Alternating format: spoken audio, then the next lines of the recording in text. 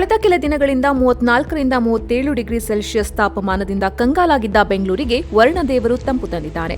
ಭಾರೀ ಬಿಸಿಲಿನ ನಡುವೆ ಬುಧವಾರ ಸಂಜೆ ನಗರಕ್ಕೆ ಅಪ್ಪಳಿಸಿದ ಆಲಿಕಲ್ಲು ಮಳೆಯು ಜನರನ್ನ ಅಚ್ಚರಿಗೊಳಿಸಿದೆ. ಬಿಳಿ ಹಿಮದ ಕಣಗಳಿಂದ ರಸ್ತೆಗಳು ಮುಚ್ಚಿಕೊಂಡಿದ್ದು ನಗರದೆಲ್ಲೆಡೆ ಮುಂಗಾರು ಪೂರ್ವ ಮಳೆ ತಂಪು ತಂದಿದೆ.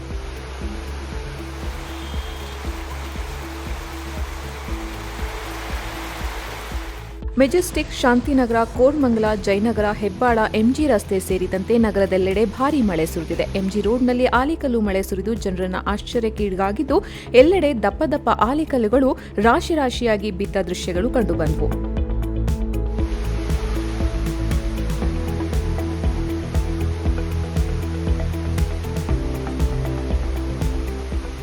ಇನ್ನು ಮಳೆಯ ತೀವ್ರತೆಯಿಂದ ಹಲವೆಡೆ ರಸ್ತೆಗಳಲ್ಲಿ ನೀರು ನಿಂತಿದ್ದು ಕಡಿಮೆ ಎತ್ತರದ ಪ್ರದೇಶಗಳಲ್ಲಿ ಜಲಾವೃತ ಪರಿಸ್ಥಿತಿ ಉಂಟಾಗಿದೆ.